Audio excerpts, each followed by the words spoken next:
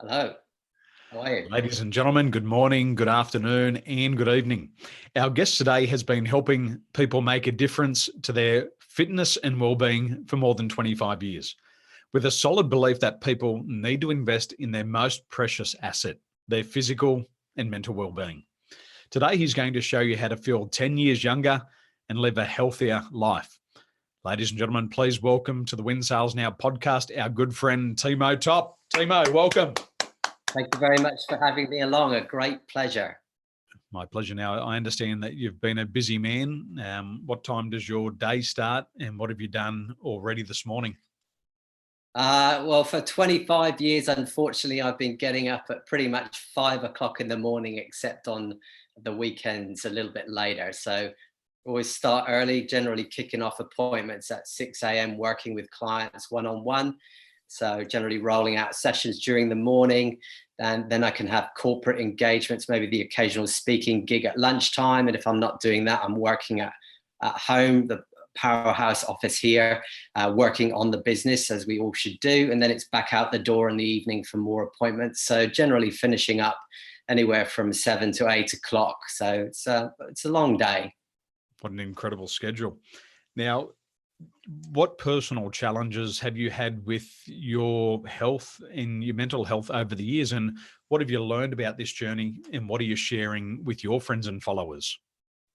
Yeah, it's a very good question. And to be honest with you, I thought about that. And basically, it's a snapshot from everything from day one. So if I wind back the clock to why I started investing in my health, it was when I was about 18 and I wasn't very fit. I had a pretty poor body shape, skinny little arms and a fat little tummy. And I thought, if I'm going to have any success of meeting a girl, I need to get in shape. So I started with the classic motivation of that physical goal of needing to literally look better. So my journey started with classic get in shape. Like so many people start with that goal, they want to get in shape.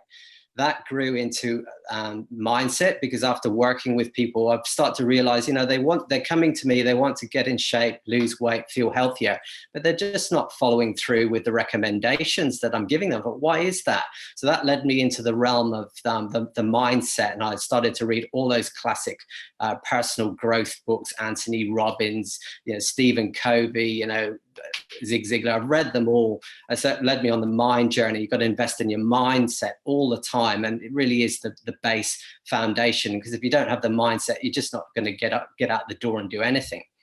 But then on a grander scale, that led me, it's quite a funny story. A chance encounter with someone led me on the realm to the spiritual journey, and they opened me up to the more spiritual side of living well, and acceptance, gratitude, and forgiveness. And I've integrated that into my life.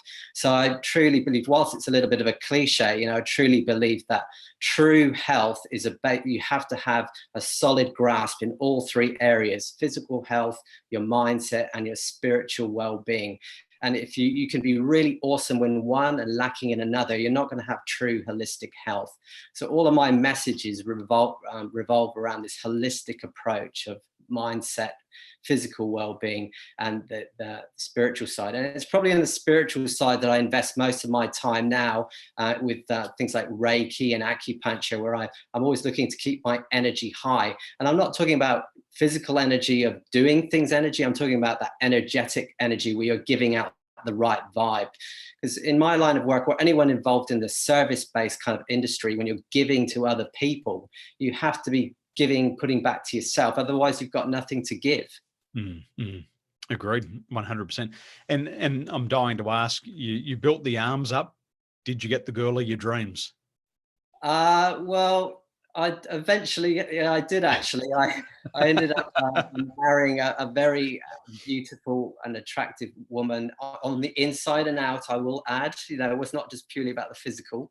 But yes, I eventually I did. So pays off. Well, it works. And is that the lovely young lady over to your left shoulder in the red dress? Is that your good lady? Well, actually, there's more to it. I'm actually separated now, and that lovely young lady is actually my current partner that I've been with for a year, actually. So Interestingly, my strategies of self-investment actually helped me tremendously when I went through my separation, which is never a nice thing to go through in life, but unfortunately these things do happen. And I really pulled upon my own tools to look after myself even more so during a very stressful time. But yeah. Now, you've been in the industry for 25 years. You don't sound like you've got the full Aussie accent yet. Where did you start your journey? Well, I've got an interesting background. I was born in England.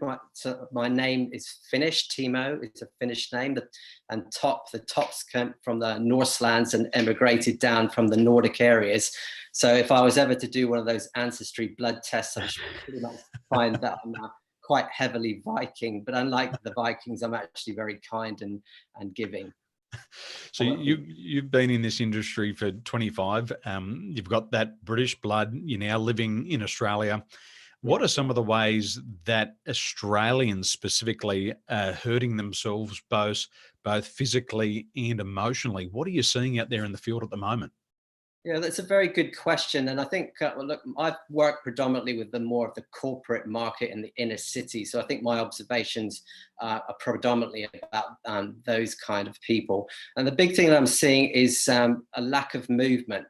So first of all, everyone knows they've got to exercise, but one thing that's totally overlooked is that incidental everyday movement. And one of my big messages for people is it's great to hit the gym, but it's not going to compensate for 10 hours sitting at your butt getting stressed out. You need to be exercising and you need to be moving. So if you do have that desk job, you do need to be getting up regularly. You do need to be looking at ways of integrating more movement into your day. All the classics, we've heard them: take the stairs, walk to the bus stop further, park your car further away. It's going to be life-saving because those small steps add up to big benefits in the long term. And to be honest with you, I think one of the key reasons why I remain quite physically healthy is the fact that I'm literally on my feet moving around all day. I'm very fortunate not to have a job where I'm sitting down. I'm on my feet, walking, moving around all the time. And that's probably one of my big personal saving graces. And the other observation relates to stress. I think we're living in a very competitive society. Companies expect so much from their employees. The idea of 9 to 5 is long gone. It's more like 8 to 6, and probably most people are even doing more than that. They're sitting around a lot and they're getting stressed out from work pressures and expectations from family life, just eating a poor diet, not moving enough. Stress is a huge thing. We're very aware of it. The whole mental health picture has become very front of center. And absolutely, we need to be taking care of our mindset as much as our physical well-being. And the irony is both benefit each other. If we're taking care of the physical being, that impacts on the mental well-being and vice versa. So again, it boils back to my key messages that you have to be looking after yourself physically, mentally, and emotionally and spiritually. I agree. I know the difference when I'm in my home office in Taiwan. Sometimes I can be sitting in my chair from 8 a.m. till 5 p.m. I go for dinner at 5:30. I sit down, I come back, I work for 3 or 4 more hours. And I notice that the weight gain happens really fast. Alternatively, when I'm in Australia and I'm doing my speaking and seeing clients face to face, I'm on my feet all day. And I notice the difference in the body. So for you and what you've been learning over the past 25 years, what are some very practical ways that people can change their lifestyle? What can they do immediately to feel 10 years younger and live a healthier life? What can they do today? What can I do? Excellent question. And again, the whole philosophy of how I work with people is simplicity. I think where everyone's always craving the latest science, the latest gadget, the latest Hollywood inspired eating fad. But everyone's lost track of the basics, and the basics are more movement, more water, sitting up straight, eating more greens, eating less rubbish.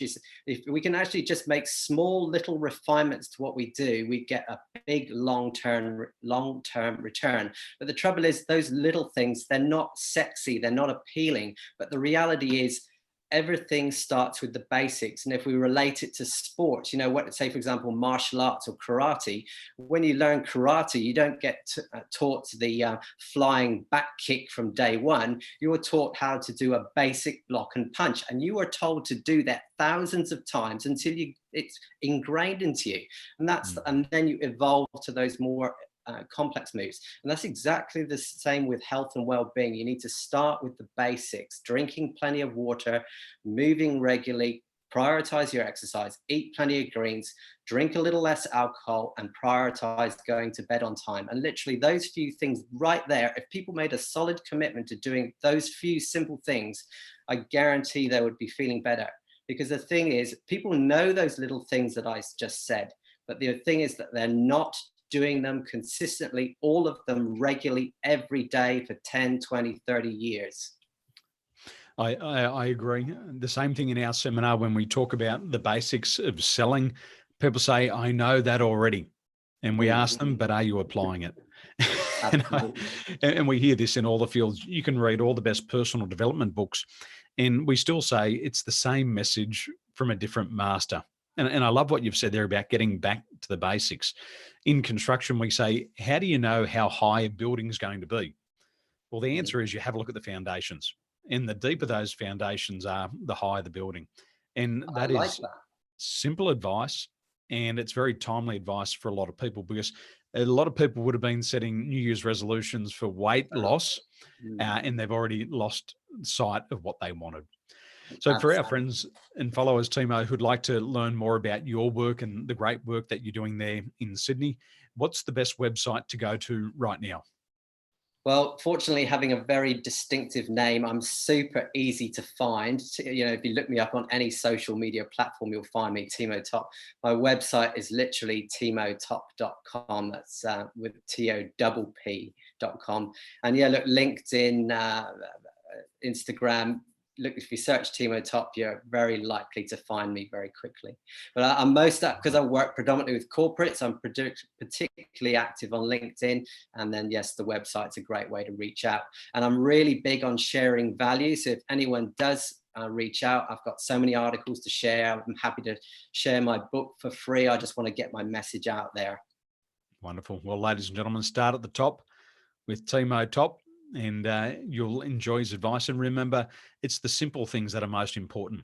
Some of the most successful football teams in the world drill and practice the basics every day. And if you get some reminders there about the work that Timo's doing and how it'll impact your life, you can feel 10 years younger very quickly. So Timo, thank you for joining me today. I appreciate it, and we'll see you soon. Have a wonderful day. Thank you so much. Ciao for now. Bye-bye.